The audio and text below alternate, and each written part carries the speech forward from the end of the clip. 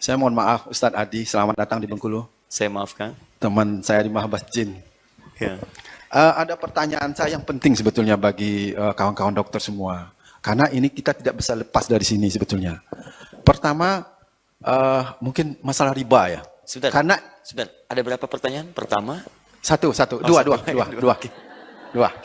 Satu, riba. Karena ini kan menyangkut nanti dengan apa yang kita makan. Ya. Nah, masalahnya sekarang hampir seluruh dokter mungkin tidak ada dokter yang tidak punya rekening bank konvensional. Nah, bagaimana ini mengantisipasinya? Yang kedua, kemudian juga kita juga melakukan pemeriksaan pada pasien itu ada lawan jenis. Bagaimana pendapat Ustadz Adi? Itu aja. Terima kasih. Assalamualaikum warahmatullahi wabarakatuh. Assalamualaikum warahmatullahi wabarakatuh. Begini, saya mulai dari yang kedua dulu ya. Yang kedua. Jadi ada titik-titik hukum di dalam fikih yang sumbernya di Al-Quran, juga dalam hadis, yang titik itu disebut dengan mustasnayat, sesuatu pengecualian kekhususan dalam aspek yang sifatnya darurat. Misal, jangankan profesi dokter, profesi apapun, ketika dia menunaikan haji atau umrah, bukankah dia bertawaf? Ya, saat tawaf itu kan dia bersentuhan tuh dengan lawan jenis. Ya, ada perempuan, ada laki-laki dan sebagainya kan?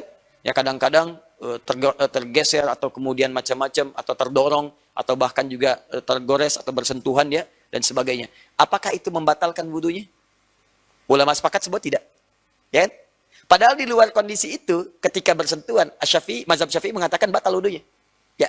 Itu yang disebut mustasnayat, satu pengecualian tertentu karena memang kondisi fikih menilai itu tidak bisa dihindari demikian adanya.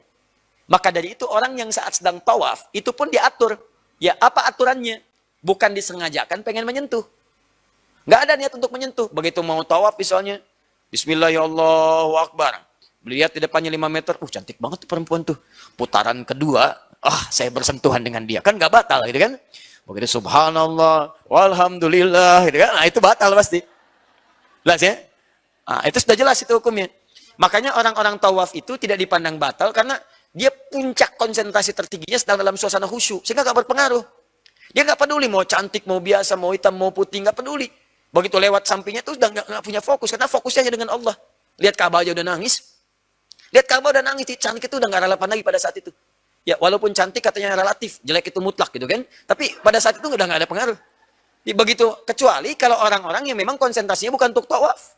Tadi niatnya itu sudah nggak bagus. Maka kalau niatnya itu kemudian fokus pada urusan ibadahnya dalam kondisi yang dibenarkan oleh syariat, maka tidak ada hukum haram berlaku pada saat itu karena kondisinya darurat.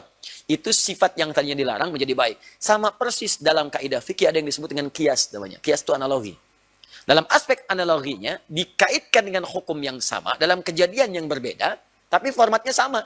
Apa itu? Kondisi-kondisi tertentu yang terkait dengan keadaan maslahat keadaan diri kita dalam dunia kesehatan ini di kedokteran yang tindakan-tindakan itu saat dikerjakan mungkin akan menyebabkan sentuhan-sentuhan yang sifatnya saat berinteraksi itu bukan hal pada yang dibenarkan sebelumnya. Di asalnya haram. Contoh dokter laki-laki mengobati perempuan. Itu haram. Dalam kondisi tertentu nggak ada spesialis di bidang itu kecuali spesialisasinya misalnya dokternya laki-laki saja. Yang normalnya kan begini, yang mengandung perempuan ini normal. Yang mengandung perempuan, harusnya kan yang merawat perempuan juga. Ya, masa yang mengandung perempuan, yang lahiran perempuan, yang nangani laki-laki. Kan agak aneh gitu kan? Ya, dalam kondisi normal biasanya. Tapi ada bidang-bidang tertentu misalnya di kedokteran, yang saat kemudian itu dibutuhkan, nggak ada perempuan yang bidang di bidang yang ahlinya misalnya. Yang ada cuman ini. Maka itu yang disebutkan dengan kondisi darurat, yang dengan itu memperbolehkan sesuatu yang dilarang. Kaidah fikihnya, ad-daruratu tubihul mahdzurat. Dalam kondisi darurat, maka dibolehkan sesuatu yang terlarang sebelumnya itu. Demi kemaslahatan yang lebih besar. Ya, demi kemaslahatan yang lebih besar. Kecuali, kalau memang dalam pengobatan itu, dokter-dokter itu misalnya sengaja, baik perempuan memeriksa laki-laki, atau laki-laki memeriksa perempuan, sengaja mengeluarkan unsur haram. Ini pasien cantik banget nih. Wah, sayang kalau nggak dieksplorasi. Misalnya, ada bahasanya udah nggak enak tuh. Ya, yang sakitnya sebetulnya bagian tangan, yang diperiksa bagian perut. Nah, misalnya kan, itu jelas haram itu. Ya, jelas haram. Ya, Pak, tangan saya kan yang sakit. Enggak, Bu, ini darurat. Misalkan, tidak. Itu haram. Paham ya? Sama dengan syahwat itu kan muncul di perempuan juga. Syahwat dokter perempuan, meriksa laki-laki. Sama aja gitu kan. Maka dari sini coba dilihat ad-daruratu tubihul mahdzurat. Jadi sesuatu yang haram itu bisa berubah menjadi mubah boleh dalam kondisi yang tertentu saja, tidak dalam kondisi yang umum sifatnya. Jelas sampai sini? Baik. Paling gampangnya ginilah, babi apa hukumnya? Haram kan? Bagi kita muslim haram.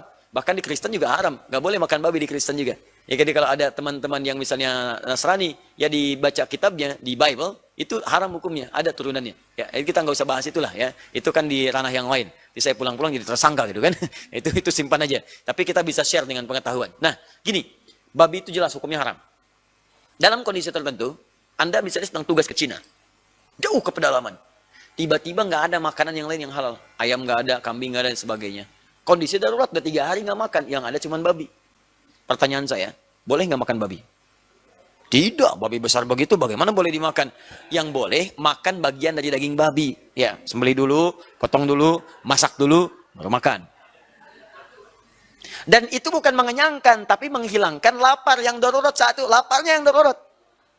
Ya, bukan menikmati babinya, cuman itu dimakan untuk menghilangkan kondisi laparnya. Jelas ya? Dan jangan ada kesan-kesan menikmati, begitu dimakan enak juga nih, kenapa haram ya misalnya kan? Nah, itu yang nggak boleh. Paham ya? Nah, tapi kalau Anda sudah tinggalkan daerah itu, keluar dari zona itu, masuk zona aman. Ya, babi ada, tapi ayam ada. Ya, maka tinggalkan babinya. Sekarang yang dimakan apa? Bukan ayam besar begitu, ya daging ayam. Ya, ayam sembelih dulu, ya kan? Baik, ayam kalau nggak disembelih hukumnya haram. Jadi kalau kemudian sudah disembelih baru dimasak dulu, masak ya dengan baik, baru kemudian dikonsumsi. Itu pendekatan yang pertama. Satu, kaidah riba itu kaidah yang sangat panjang sekali. Turunan-turunannya ada mutlak, selesai, tanpa daya tawar di situ. Apa diantaranya? Buka Quran surah ke misal 2 Al-Baqarah ayat 1, ayat 275, ayat 275 sampai ayat ke 278. Ya, paling kanan dari atas sampai dengan ke bawah sedikit. Ya? Baik. Alladzina yaquluna riba la yaqumuna illa kama yaqumul ladzina illa kama yatakhabbathu syaitanu minal mas. Orang-orang yang makan riba itu alladzina yaquluna riba la yaqumuna, ya. Orang-orang yang makan riba itu tidak akan bisa berdiri tegak hidupnya illa kama yaqumul ladzi yatakhabbathu syaitanu minal mas, kecuali seperti orang yang kerasukan setan. Ya. Maksudnya hidupnya nggak akan tenang. Ya, makan riba itu nggak akan tenang hidupnya, nggak nyaman, nggak tenang, gelisah, terus disibukkan oleh dunia, kejar lagi, macam-macam lagi dan sebagainya. Ya, kemudian yang paling menarik adalah kata Allah begini, yamhaqullahu riba wa yurbis shadaqat. Kalau ada orang beriba, maka saya akan hancurkan semua yang didapatkan dari situ. Awas, hati-hati ya, jangan main-main. Saya akan hancurkan semua yang didapatkan dari situ. Rasanya dapat banyak harta, tapi harta itu tidak membawa keberkahan. Berkah itu artinya ziyadatul khair, bertambah nilai kebaikannya. Jadi didapatkan tapi nggak ada nilai kebaikan, nggak ada manfaat. Coba lihat orang kampung dapatnya cuma 100 ribu, 100 ribu, tapi hebat. Bisa didik anaknya, jadi kiai, jadi profesor, jadi macam-macam. Ada orang hebat makan riba. Apa yang terjadi? Terjangkit narkoba, senang dengan tawuran, macam-macam dan sebagainya. Pasti ada yang salah. Pasti ada yang keliru. Ya, coba dicek lagi keseluruhannya. Ini contoh kecil saja, walaupun tidak semua anak yang tawuran itu terlibat, misalnya dalam riba tidak juga. Mungkin ada faktor-faktor lain, tapi salah satunya demikian.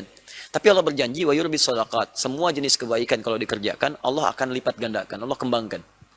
Bagaimana caranya? Wa ahallallahu al-bai'a wa harramar riba. Allah halalkan semua jenis jual beli. Jasa yang benar, transaksi yang bagus, ya. Tapi kemudian Allah haramkan riba. Nah, keharaman ini sifatnya mutlak. Di semua jenis turunan-turunan yang sifatnya riba itu diharamkan. Kapan haram mutlak ini kemudian bergeser menjadi keringanan untuk menjadi solusi karena belum dapat solusi yang lain. Maka di situ ada jembatan dan sepakat ulama fikih di sini. Dalam kondisi-kondisi tidak ada obat yang sempurna, tidak ada solusi yang nyata dari ketentuan syariat secara komprehensif, yang tidak ada jembatan untuk bisa menyampaikan ke sana kecuali ada bagian dari itu, maka kaidah mengatakan, kaidahnya dalam fikih mengatakan, Anda kalau tidak bisa meninggalkan semuanya, maka jadikan itu jembatan untuk mencari solusi yang lebih baik di kemudian hari. Contoh, paling gampang, bank konvensional. Sepakat di konvensional ada riba. Selesai. Ya kan? Nah sekarang ada solusinya. Apa itu? Bank syariah misalnya. Tapi ada proses-proses tertentu yang bank syariah nggak bisa cover misalnya. Ada bagian tertentu bank syariah nggak bisa cover nih. Yang bisa covernya bank konvensional misalnya. Maka Anda boleh gunakan bank konvensional ini untuk mengcover itu sebagai solusi sementara. untuk menemukan solusi yang komprehensif di bagian syariahnya. Begitu syariah sudah memiliki yang komprehensif, maka tinggalkan konvensionalnya, ambil syariahnya. Itu ulama fikih sepakat dengan itu semua. Ya, contoh misalnya, Anda gunakan bank konvensional di luar dunia kedokteran untuk transaksi. Karena ada yang nggak bisa di-cover oleh bank syariah misalnya. Anda keluar negeri, ini bank syariah belum bisa cover, yang bisa cover bank konvensional. Lalu Anda simpan di situ misalnya, ya sebuah nilai uang tertentu misalnya. Nah, Anda boleh simpan di situ, gunakan perangkatnya, tapi jangan ambil kemudian bagian dari bunganya. Begitu ada kemudian benefit dari bunga itu, Anda berikan kemudian untuk maslahat-maslahat umum, untuk jalan, untuk macam-macam dan sebagainya. Karena niat Anda untuk menggunakan itu sebagai fasilitas yang memudahkan, sepanjang bank syariah belum punya solusi itu. Ya, tapi kalau sudah punya solusinya, maka tinggalkan yang konvensionalnya, ambil yang syariahnya. Itu sepakat kemudian dan digunakan juga di dunia-dunia yang islami. Karena sekarang kondisi terbesarnya adalah, maaf ya, moneter fund-nya kan secara internasional itu belum ada yang syariah spesifik. Ya, dikuasai oleh Bank Dunia. Bank Dunia kan siapa yang pegang? Sampai turunan ke bawahnya, sampai ke sukunya, sampai dan seterusnya gitu kan. Kita paham semua. Makanya sekarang orang Islam itu mesti bangkit. Ayo coba gitu kan, hidupkan bank syariahnya, kemudian di syariahnya juga serius, berikan kemaslahatan. Malaysia pakai itu berhasil. Ya, di kita kadang-kadang walaupun nggak sebagian ya, mentalnya belum diperbaiki.